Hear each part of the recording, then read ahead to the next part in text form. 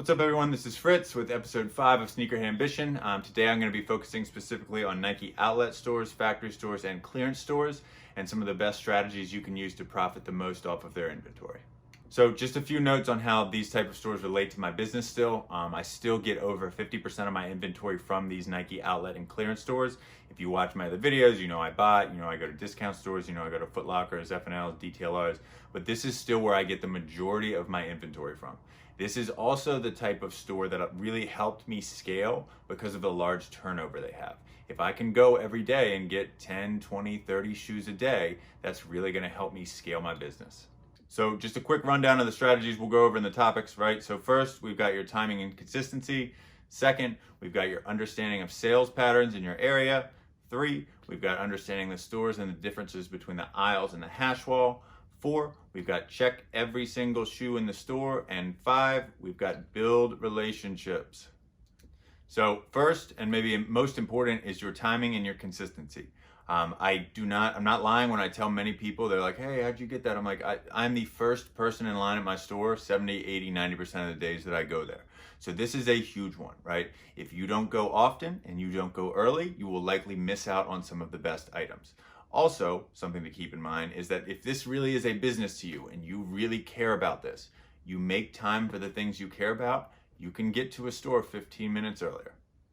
Now, I know that at a lot of stores or a lot of other shopping venues that getting there 10 minutes after the door opens might not be that big of a deal because maybe they have a good amount of stock of a shoe or maybe they've got a reserve. But at these stores, getting there early is the difference between you making $1,000 and a couple bucks.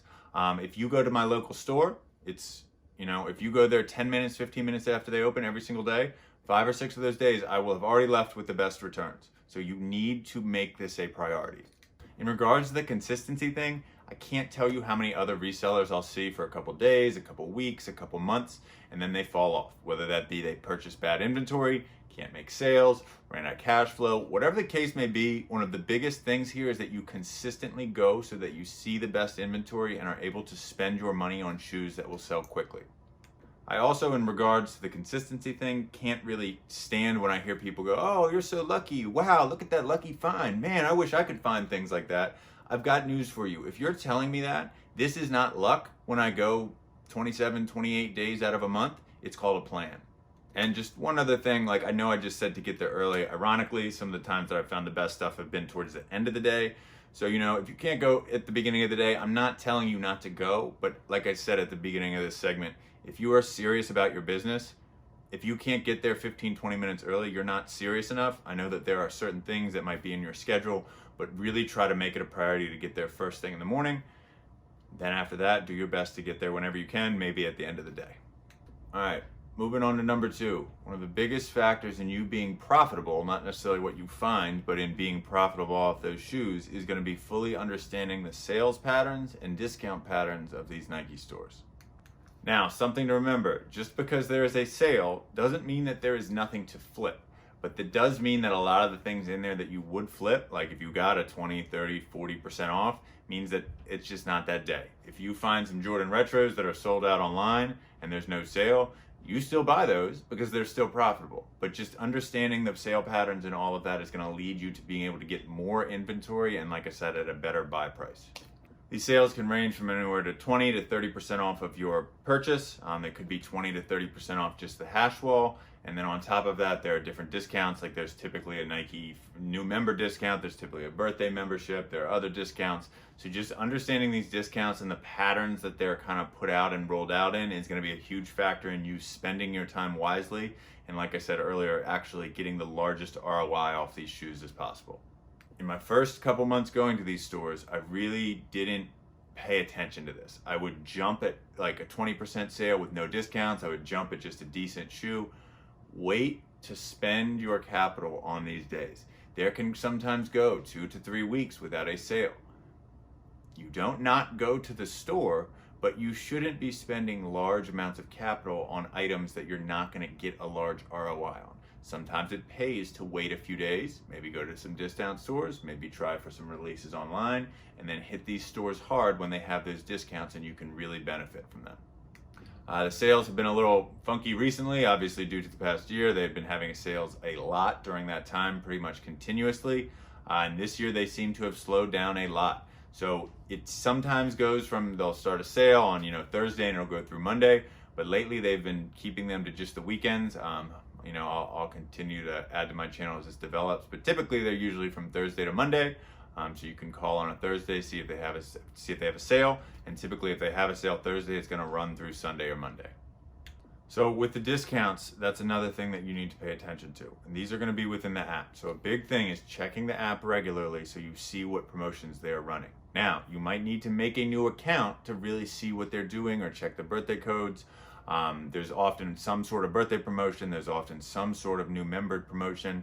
Sometimes they'll have specifics, so it might be a women's sale, kids sale, but really look for those so that you have your thumb on what Nike's doing in that app and how you can best kind of get through those loopholes to use those discounts more frequently.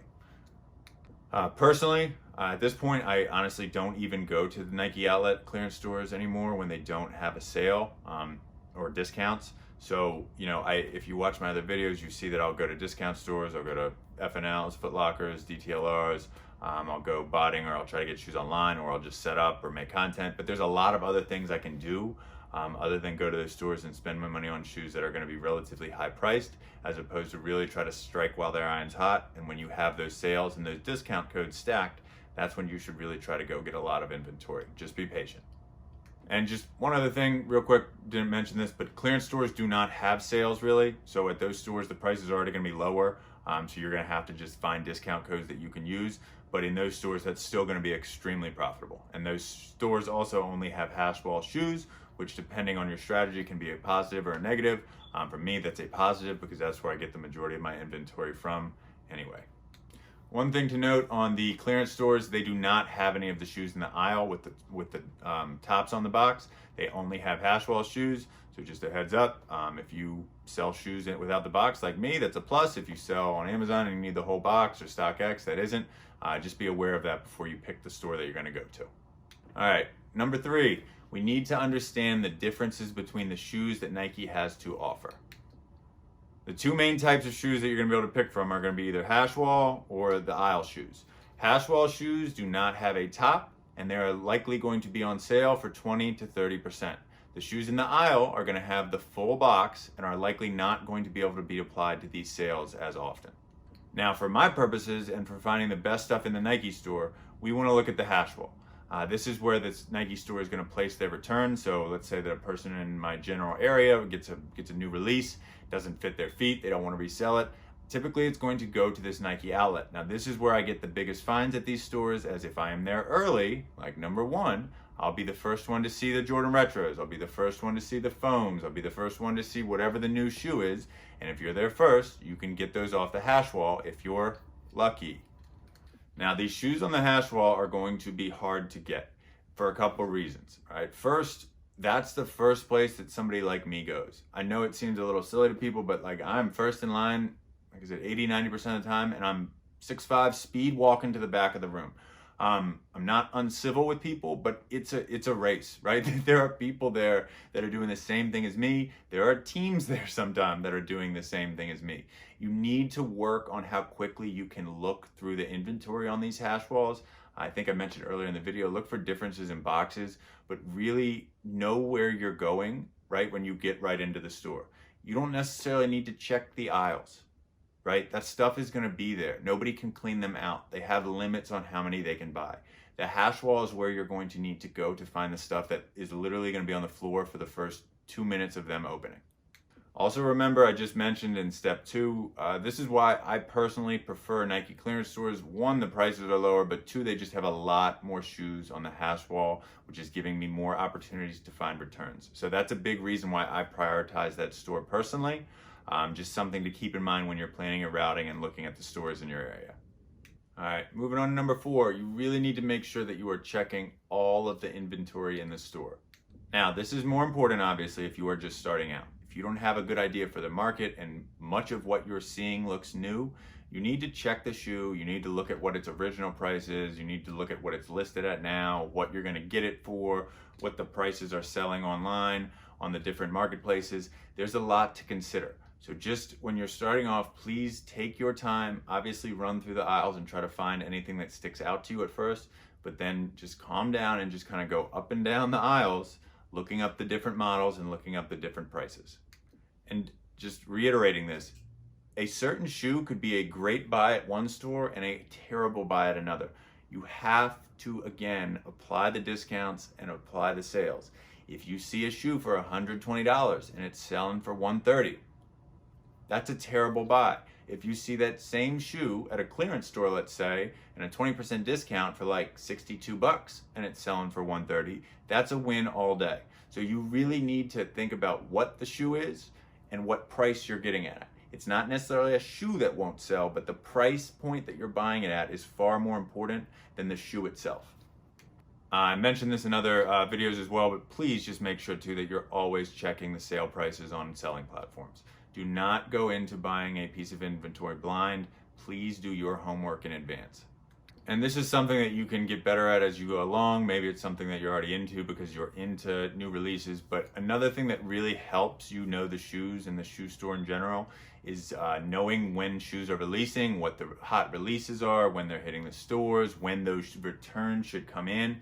I've mentioned this in other videos too, but a cook group is great for this. I definitely saw just an improvement in my understanding of the overall just sneaker landscape as I got better at knowing what was coming out, how it was selling new in box right away, how that affected maybe my price without the box, when to expect shoes in stores, when to expect massive price drops. All of those are things that you, again, the better you understand the sneaker space in general and just know what's coming out, know what's done well, know what hasn't, know what should be on sale, know what won't be. All of those data points are just going to help you be more effective in when you're sourcing shoes. And finally, number 5, building relationships with the staff. This is without a doubt the biggest and most long-term play on this list. This is definitely going to take time. You can't build a relationship with somebody in a week. You can't do it in a month. It's going to take months, if not years. Now, this is obviously going to be a gradual process, but every single time you go to the store, you need to make sure that you're having a conversation with somebody. It doesn't necessarily need to be the manager, but you need to be talking to somebody. You need to be making yourself known. They need to recognize you when you go into the store and know who you are. Now, there are definitely some stores that are not friendly to resellers. They're few and far between. The majority of the stores don't really mind, but every now and then you will come across a store that is not down. So just be aware of that going in. And those would probably not be the stores that would be best to spend a lot of time building relationships in, because the ROI on that relationship would not seem to be that great. Now, some people are not social. You need to get over that, right? You need to be likable when you go into these stores. Now, some strategies for that, right? A, remember everyone's name. When you remember people's name, that is their favorite sound in the world is their name, right? 2, you need to remember things about them, right? Have a conversation. If you don't know, think of some things you can talk about, right? You've got sports, you've got the weather, you've got what shoes have come in lately, what shoes have they gotten lately, what shoes are they wearing, do they have any kids, where are they from? Oh, you like the sports game Saturday? I mean, the NFL game on Saturday? I'm a Ravens fan. Who do you like? Are you an NBA guy? Or are you an NFL? Ooh, I like those shoes. Where'd you get those? Like, you need to have a script, right? This isn't fake. These are just social skills. But some people I see go in there and they just stand at the counter like this. Are you trying to be ignored? Right? Try to build relationships with every staff member in the store. Now, along with being likable, like I said earlier, in number 1, you've got to be there all the time. Marketing books, marketing experts, whatever they all say, like you need to see an advertisement 7 to 10 times to take action.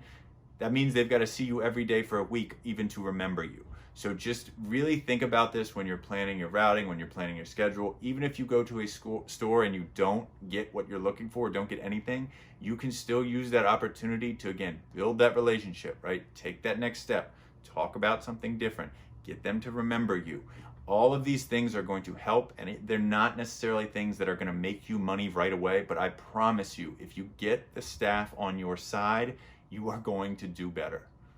So just a quick review of those steps, right? First, we've got your timing and consistency. Second, we've got knowing the sale and discount patterns. 3, we've got understanding the differences between the stores. 4, we've got check all shoes. And 5, we've got build relationships with the staff. All right, one thing to consider, and it's just my opinion, but I'm within an hour or two of a clearance store, so I go there a lot. I really prefer that store over a factory store for a couple reasons. One being that they have more Hashwall shoes and the prices are lower since it's a clearance store. This is these items last stop, so they do have lower prices than the factory stores. Now, the big one is that they have like 5 to 10 times the amount as a factory store. So with that larger selection, obviously you have more to pick from, but there's obviously more turnover. So you can go Monday, Tuesday, Wednesday, Thursday, Friday, you could go each day and you will find more inventory that was not out the day before. I say this at the end of pretty much every video, but like everything in life, you will get better at this with time. When you go early and you go often, you're going to learn more. You're going to learn the sales more. You're going to learn the shoes in the store more. You're going to have better relationships with the employees. All of these things compound over time. So just make sure that you are continuing to do numbers 1 through 5 on a daily basis, and you will make progress in this space. Check back later this week if you're interested. I'll be posting a video on how I go about selecting which shoes to purchase. So that's one of the most common questions I get. So like I said, if you're interested, check back in a couple days and I'll see you then.